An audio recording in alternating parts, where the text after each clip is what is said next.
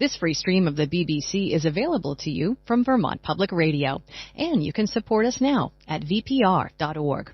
And thanks. We'll leave you for now and come back to where I am, England.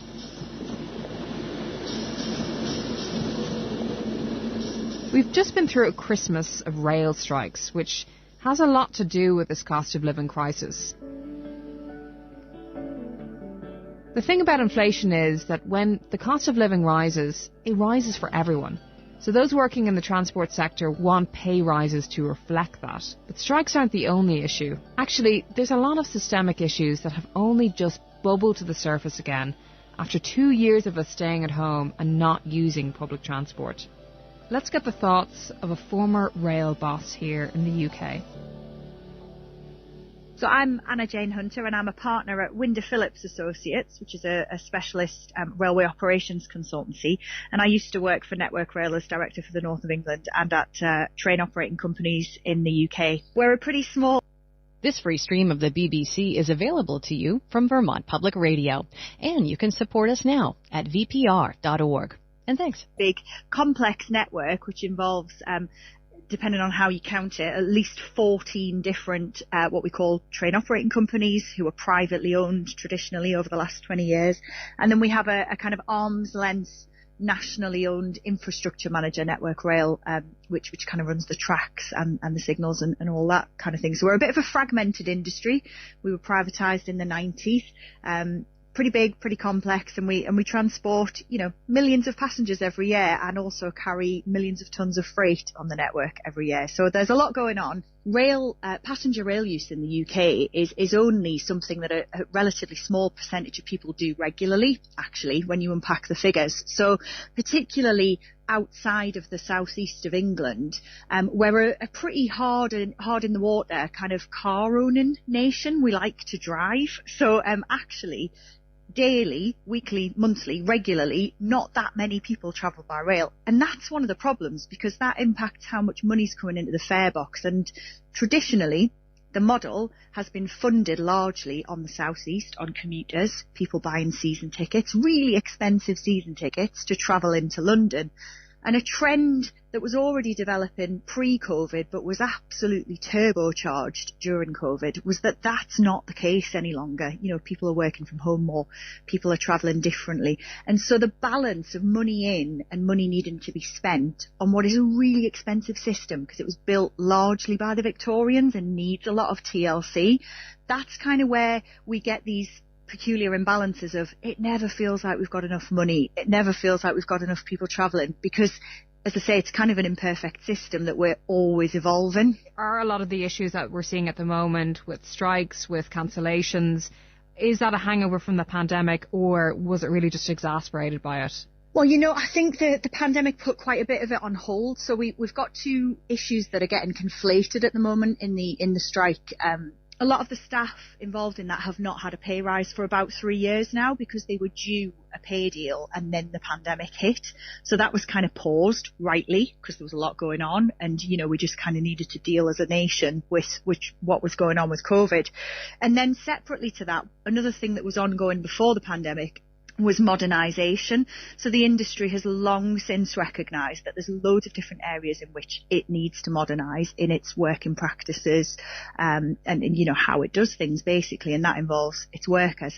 That's now become kind of chained to the pay deal because, the unions have kind of said, well, okay, we'll do a pay deal, but we need to talk about these other things. The companies have said the same. And that's kind of where the deadlock is coming from, in a way, is that those two things are now, as I say, chained together. And it is difficult to solve. I mentioned the 14 train operating companies plus Network Rail. That's just the RMT union environment. And there's at least 14 different sets of terms and conditions on the operator side, plus those Network Rail ones. Trying to reach a negotiated settlement on that is really difficult because it's not just one pay deal. It's a load of different things you've got to do.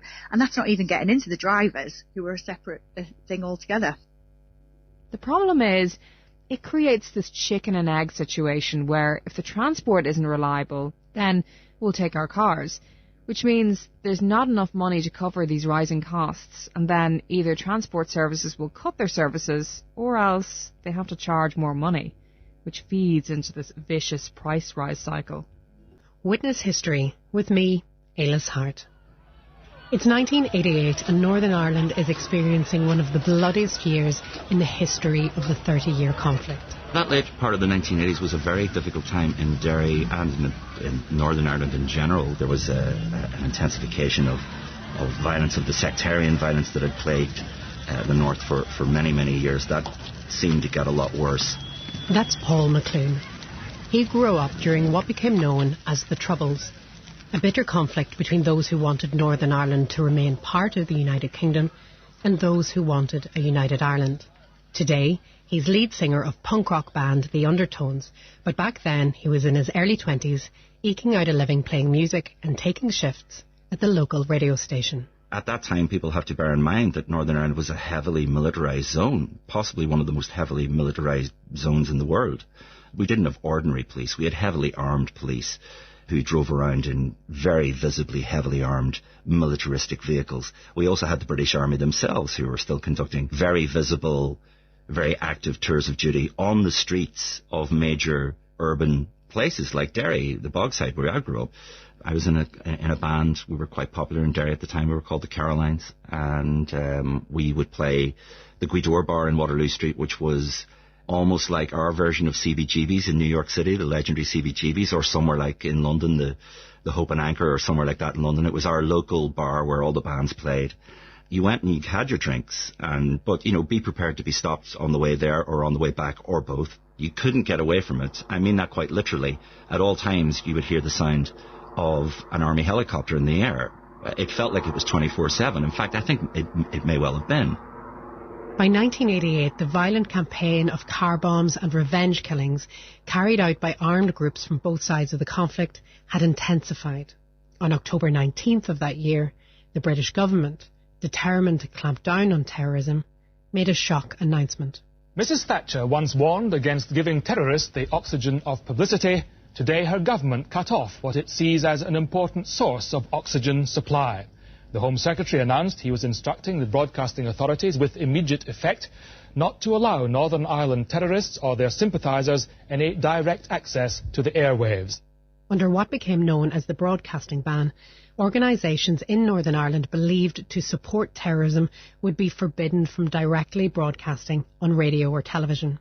I remember it very clearly because it was a big deal, and it was a fairly draconian move by the then Conservative government at that time. So I remember it clearly, and remember thinking, this isn't a good move.